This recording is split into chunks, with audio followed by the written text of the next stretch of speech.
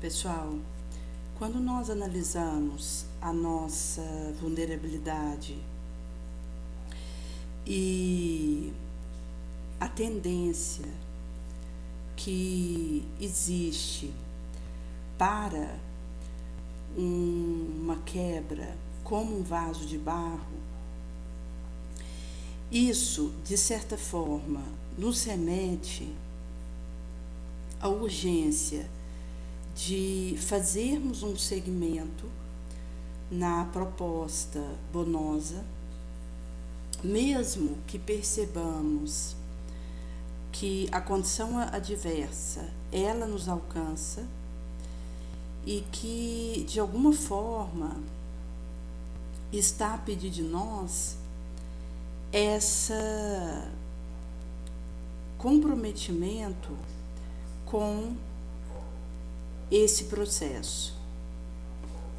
Consoante vai dizer em Palavras de Vida Eterna, no capítulo 88, Vasos de Barro, em que Emmanuel traz a passagem ali de Paulo em 2 Coríntios 4:7, que nós temos esse tesouro que está aí dentro desse vaso de barro, para que a sublimidade, a excelsitude da virtude seja de Deus e não nossa. Então, naquilo que é matéria e que nós encontramos a nossa limitação e nos percebemos ligados a ela e que passa pela nossa miséria, isso vai nos ajudar a nos enxergarmos nesse estado de coisa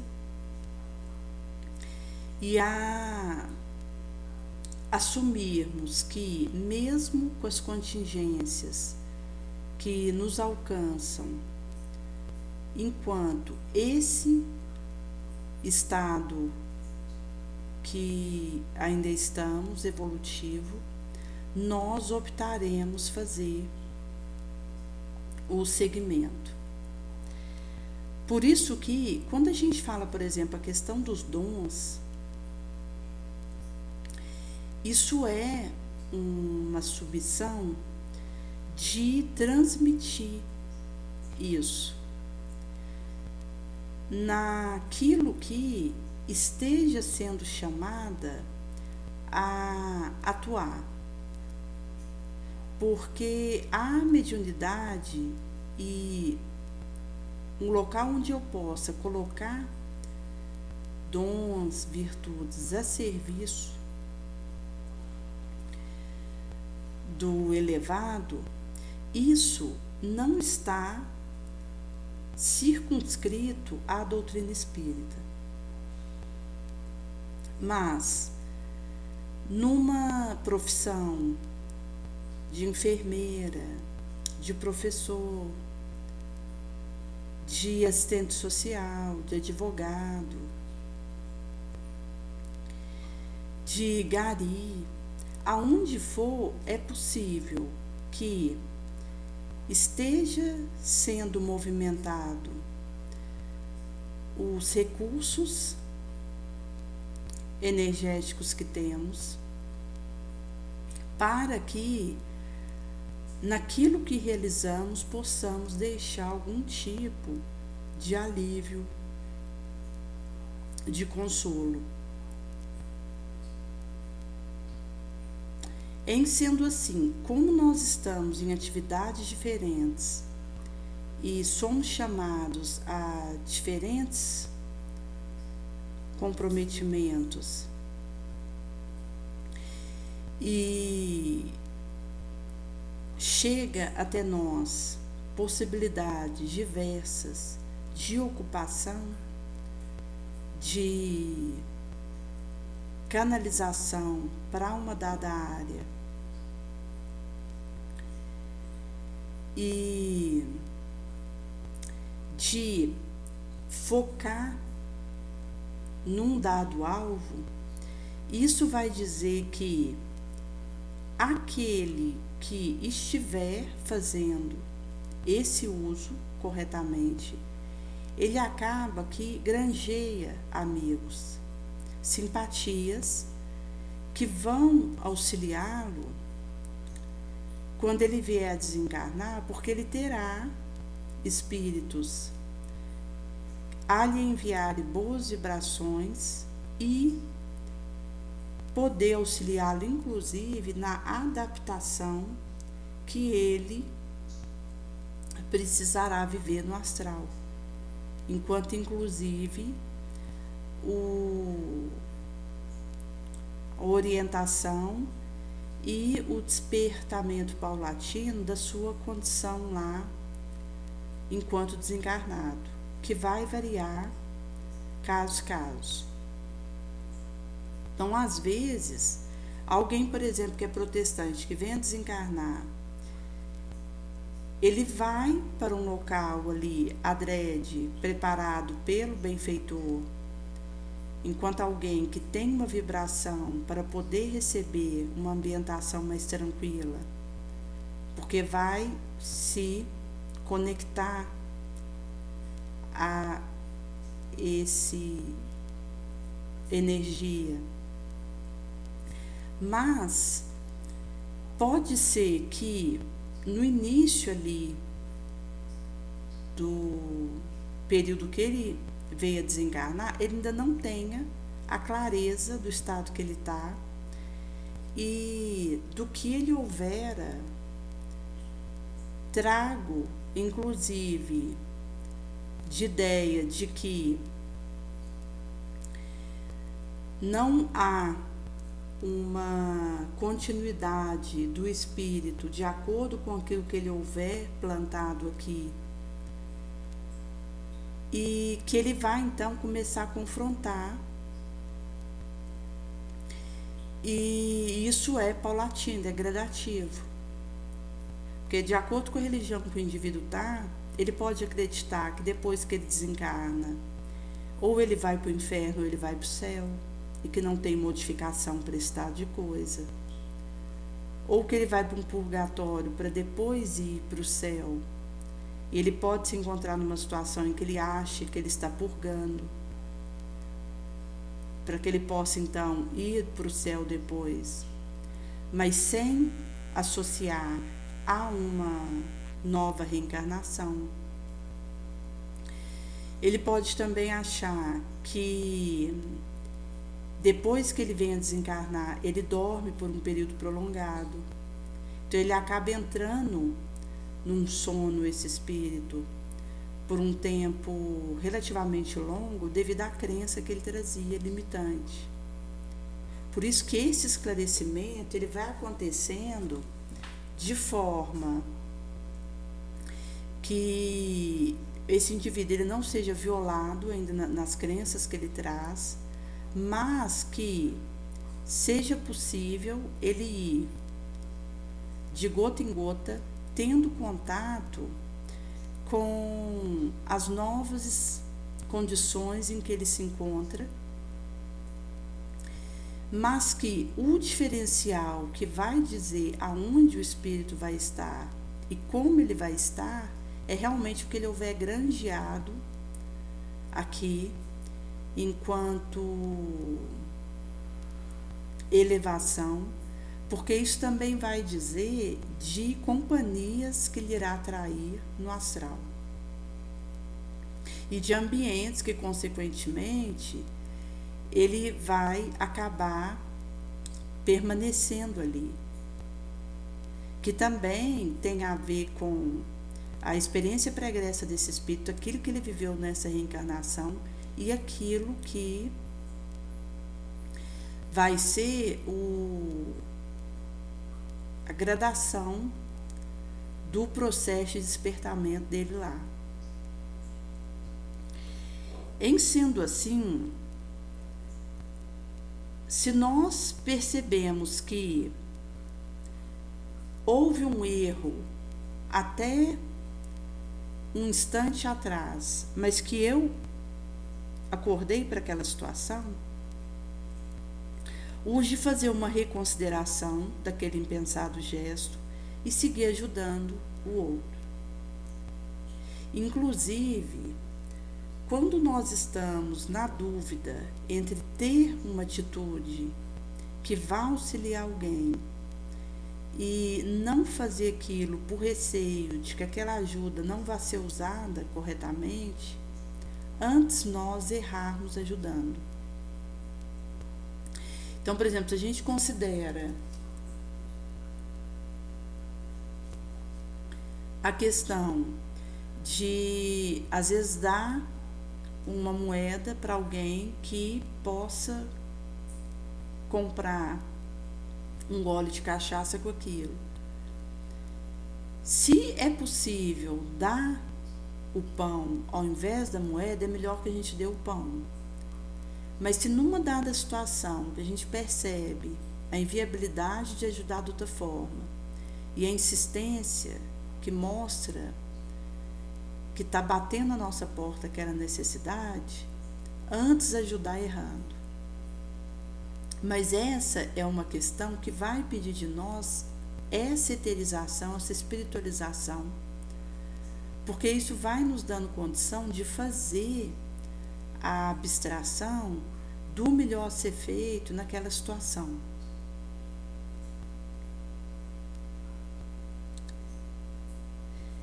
Caso nos percebamos tendo caído, o quanto antes nos reergamos e estendamos os nossos braços, as nossas mãos para a construção do nobre, do melhor. Quando a gente percebe, por exemplo, algum tipo de esgotamento,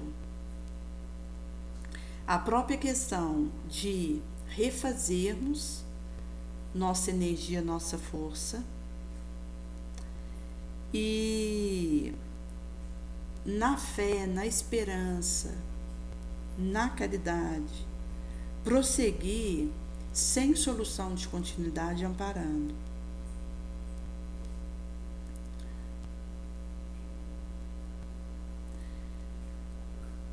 Numa situação que nos percebamos menoscabados,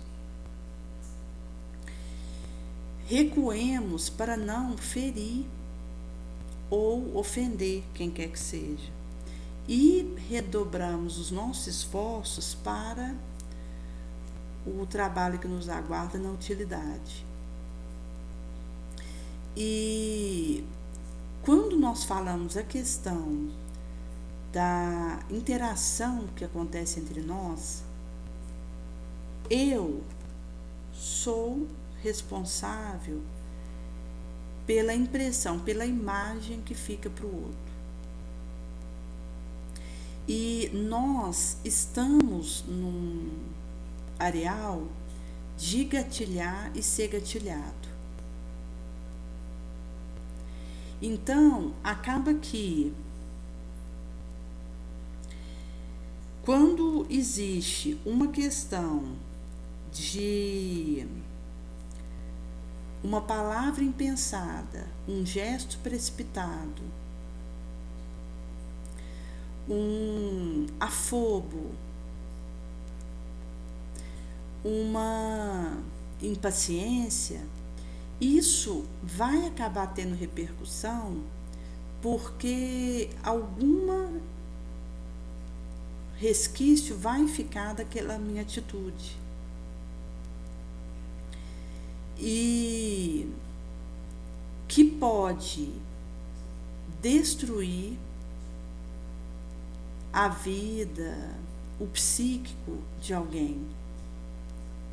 E aí, se esse outro ele vem a falir desastradamente no seu esforço vileitorial devido a isso, eu terei tido uma participação nesse processo.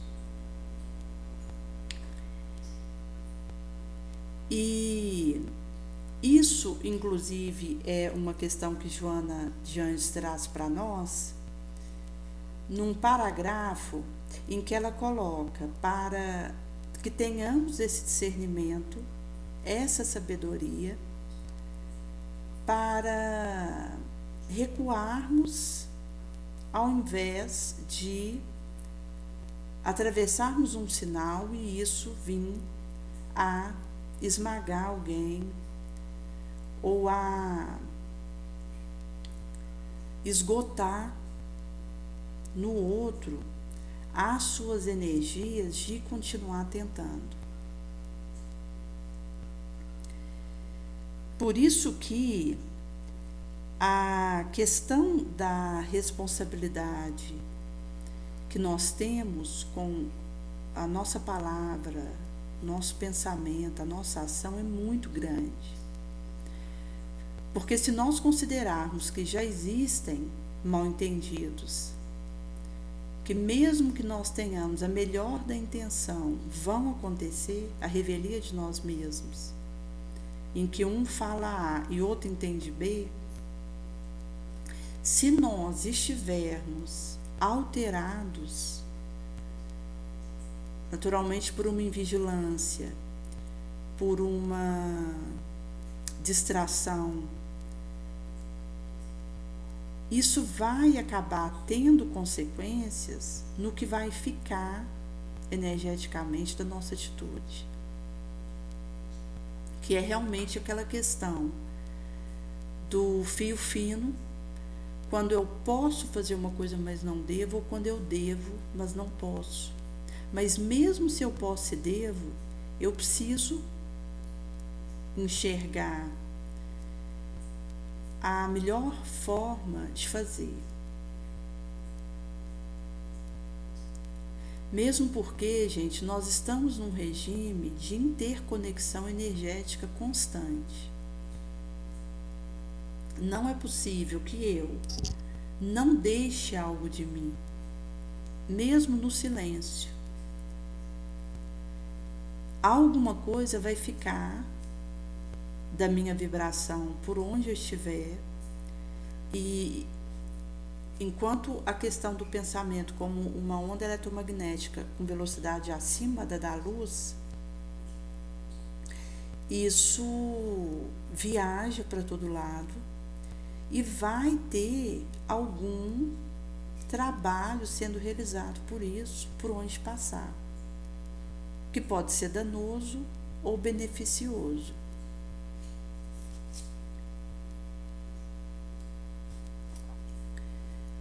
Por isso que o risco que existe de nós sermos mal compreendidos ou não compreender bem o outro, ele é muito grande. E esse é um alerta que nós precisamos trazer para que tenhamos a prudência e a sabedoria naquilo que estaremos insementando de nós, nas sementes que estaremos jogando por onde passarmos.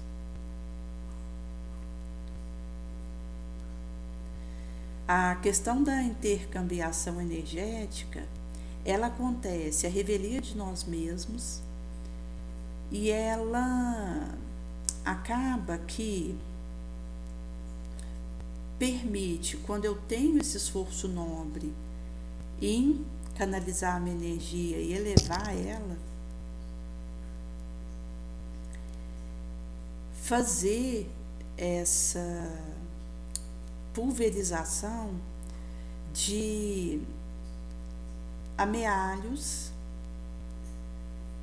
que vão fortalecendo moralmente tantos quantos são alcançados por isso.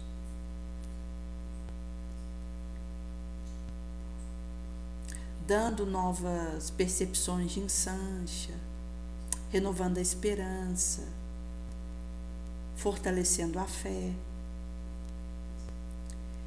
E isso também vai ser uma fermentação do bom senso em nós.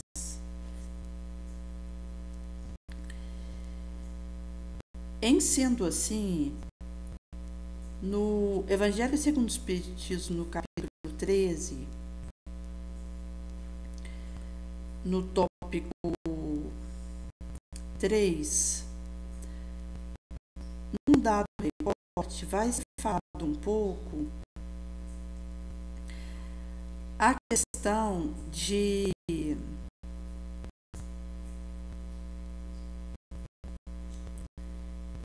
o silêncio e a renúncia como caminhos em que porta dentro da alma aquele gesto que auxilia, ele acontece naturalmente, que começa a portar dentro da alma, mas vai terminar numa ação concreta, mas que vai passar por esse consciencial de o desejo de que o auxílio chegue e não de que eu seja vista como aquela intermediária. André Luiz, ele vai trazer no livro Desobsessão, num dado recorte, que nós devemos combater insistentemente bajulação e elogio. Então, quando nós nos percebemos numa situação em que alguém está querendo nos colocar sob algum tipo de holofote, nós temos que ter cautela e sair desse estado de coisa. Porque toda forma de confete na nossa direção vai na contramão da discrição que Jesus nos pede na doação e no bem que consigamos espargir.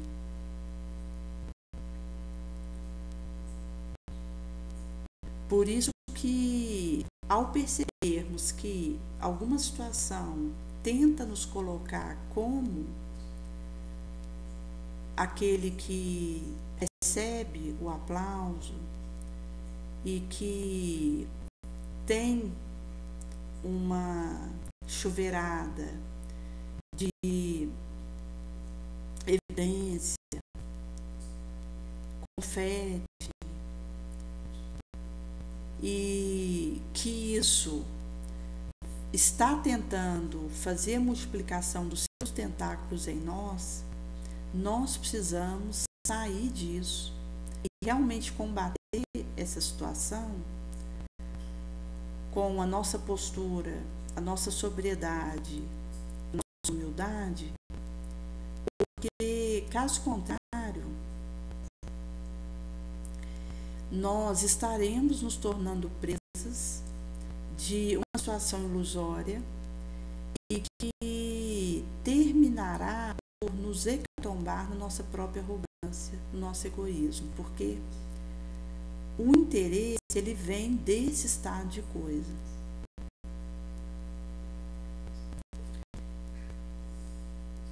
Por isso que Consoante vai dizer que quando a gente pratica uma beneficência sem um interesse, uma ostentação, o mérito disso é duplo. E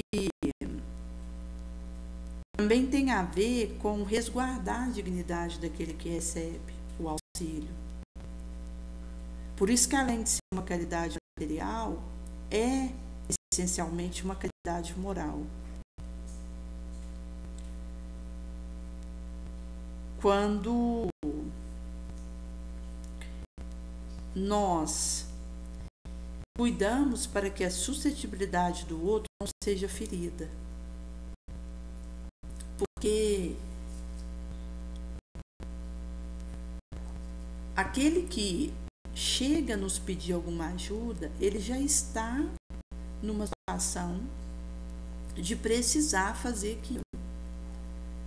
Então, às vezes, nós temos também aqueles sistemas de entregar uma ficha para preencher dados.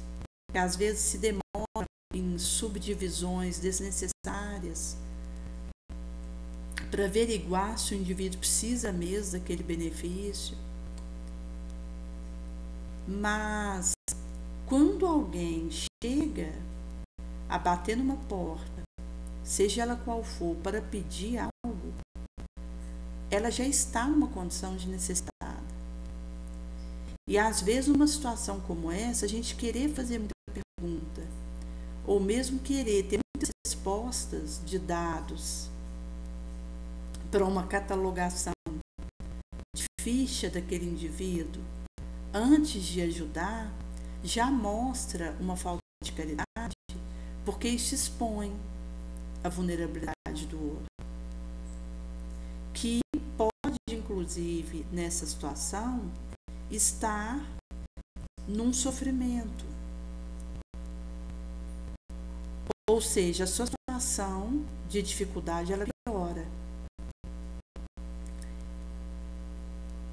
E a postura daquele que abre a mão para receber algo já mostra um tipo de urgência na direção desse outro, enquanto um auxílio que precisa ser prestado, seja ele qual for.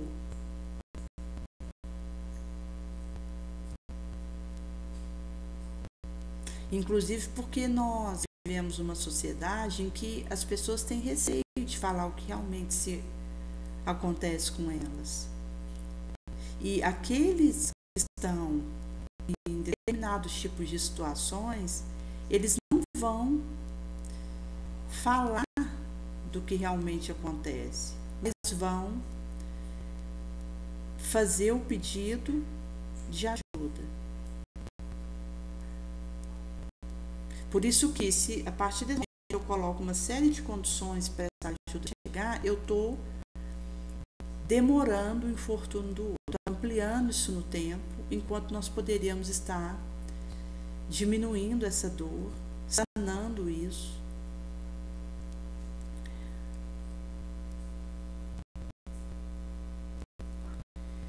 E por isso que a caridade verdadeira, ela é engenhosa e delicada em fazer uma simulação do benefício. Ela evita até a aparência simples capaz de levar o outro a um melindre, a uma indisposição, enquanto aquele que recebe. Já que qualquer atrito moral vai aumentar o infortúnio, a desesperação daquele que já está necessitado. Verdadeira caridade, ela sabe encontrar a branda palavra, o falar afável, que coloca ali aquele que recebe à vontade, presença do que está beneficiando. Ao passo que, se a gente pegar a orgulhosa caridade, esmaga, destrói, tritura o outro.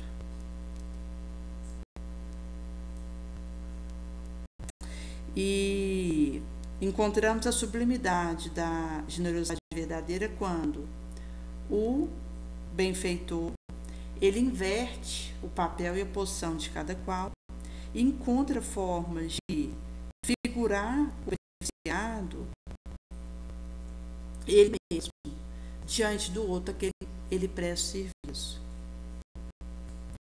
E isso é um resumo prático do que significa quando Jesus diz: não saiba a sua mão esquerda aquilo que está oferecendo a mão direita.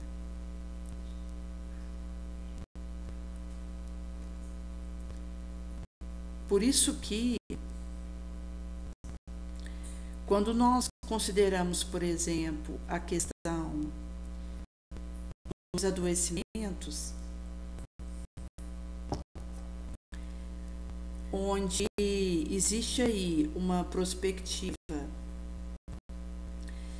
de um aumento nos casos de demência, que tem aí a ver com falências neuronais, considerando aí como o órgão em que o psíquico se expressa através dele,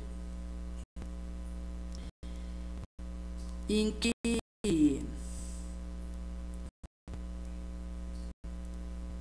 vai nos falar um pouco que o número de pessoas dementadas deve ter uma triplicação até 2050. Inclusive alertando a população para se preparar para isso.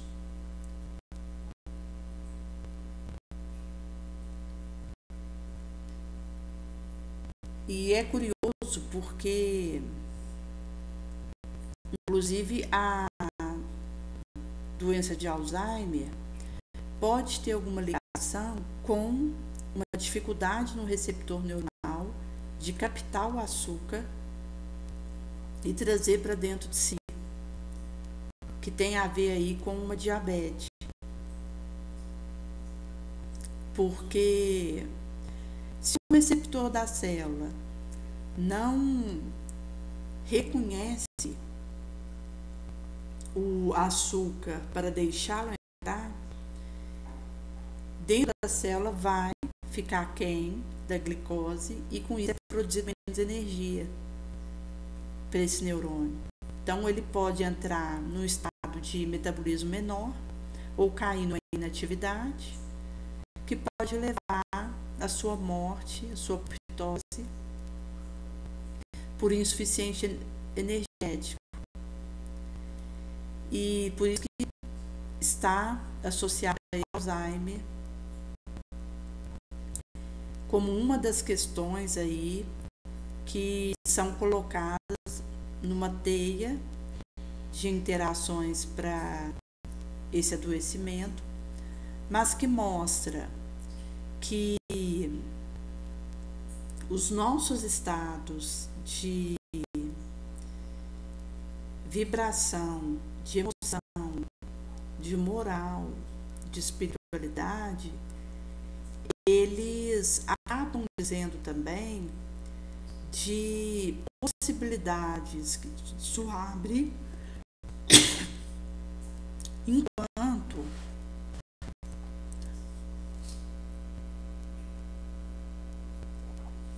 a conexão que isso acontece.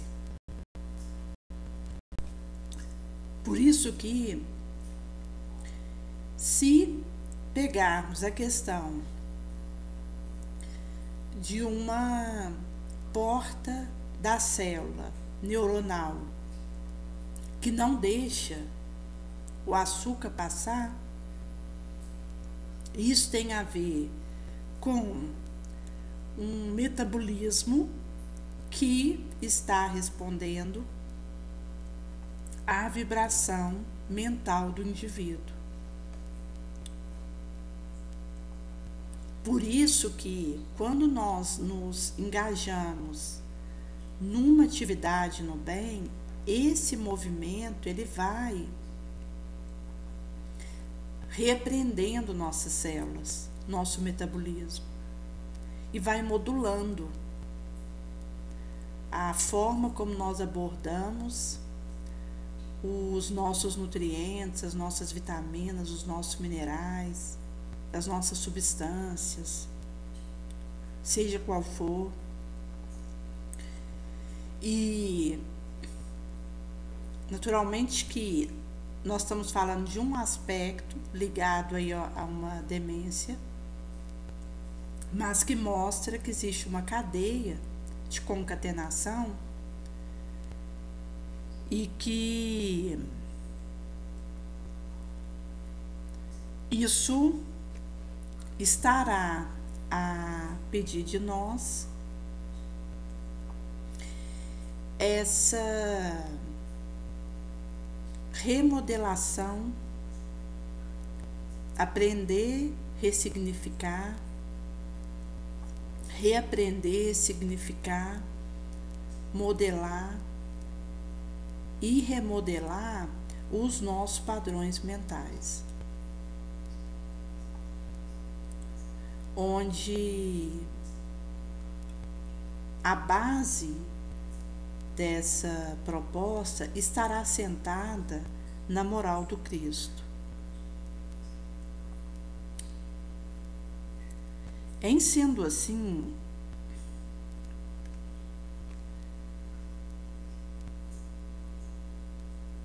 quando nós temos esse bom ânimo, essa boa vontade, isso descobre o trabalho,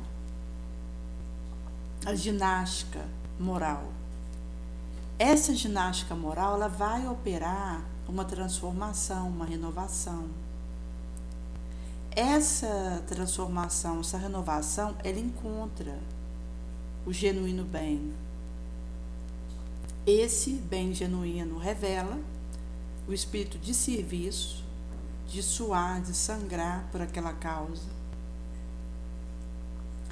Esse espírito de serviço, ele encontra a compreensão, alcança esse patamar e, chegado nesse ponto, a compreensão, o entendimento, ele ganha humildade. Essa, por sua vez, conquista o amor, porque só conseguimos amar se vivemos humildade.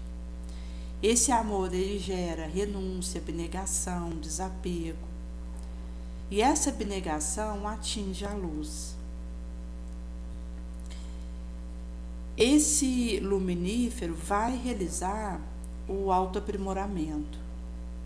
E essa autoburilação, esse autoaprimoramento santifica o homem. Em sendo assim, quando nós chegamos nessa santificação, nós conseguimos ser instrumentos para converter e auxiliar na transformação do mundo para Deus. Então, se a gente prudentemente caminha nessa boa vontade simples, alcançaremos o reino da luz divino, consoante em pão nosso.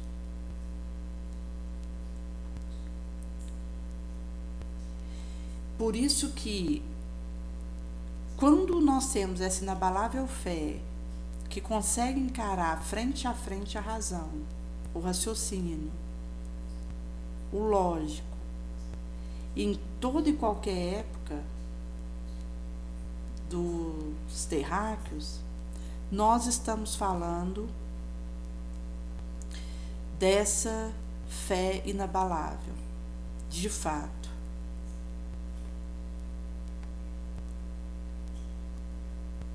Por isso que vai ser trago para a nossa reflexão essa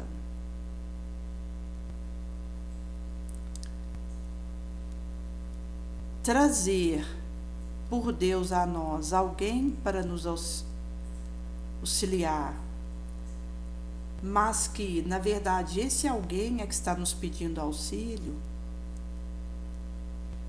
Quando nós nos colocamos para ajudar esse outro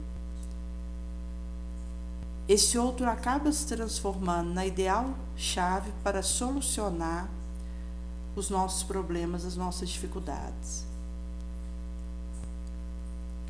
Que também passa por estimularmos as nobres qualidades desse outro, para que ele possa fazer o avante da burilação e do seu erguimento que ele mesmo precisa realizar em si, tomando a rédea do seu destino.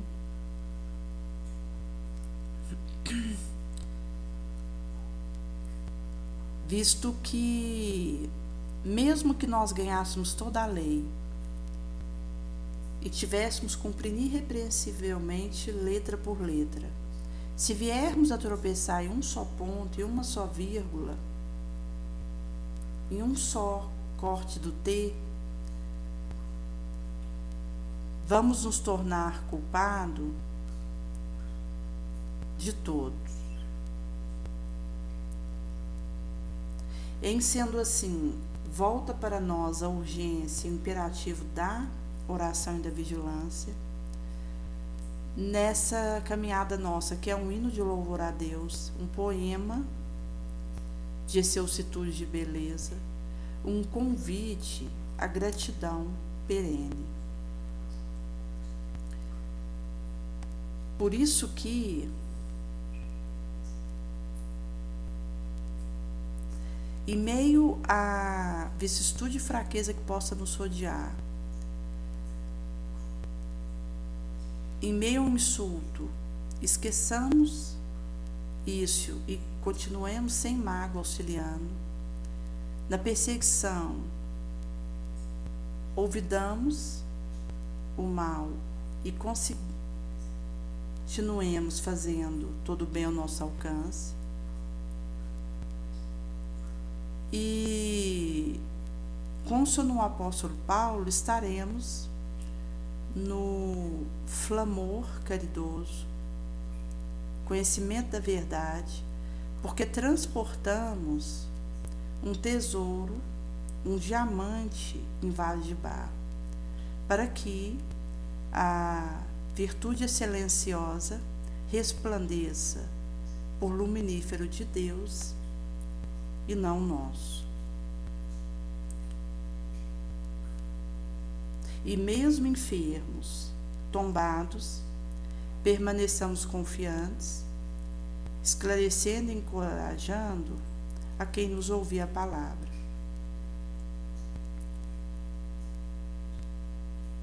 E seja em meia calúnia, a maledicência, damos outra face, perdoamos, esquecemos o golpe, o machado, procurando servir e amparar. E assim então poderemos, nessa proposta bendita, fazermos da nossa luta comum, seja no descanso físico ou na atividade, a ensancha de numa ação leve, numa humilde palavra, semear as sacrossantas bênçãos. Mesmo que alguém possa abusar desse precioso ensejo para antepor sua imperfeita vontade ao superior desígnio e com isso perturbar e enlamear a marcha própria, do qual compulsaria mais áspera jornada para retificar as faltas que houveram sido lavradas dos labores infrutíferos, que vai trazer ao viajor terráqueo o desalento, visto que na obcecação da própria vontade fere a fronte nas pedrolas da estrada, cerrando sua audição à espiritual realidade e fazendo vendação do olho com uma sombra de queixume e rebeldia. E acaba por passar em choro, lágrima, imprecação desesperada, gemido amargurado, sem conseguir divisar a cristalina fonte, preciosa estrela celeste, a flor perfumosa, a palavra de alguém querido e o esplendor, a claridade de experiência espalhado por Deus para sua jornada em todos os pipoques do caminho.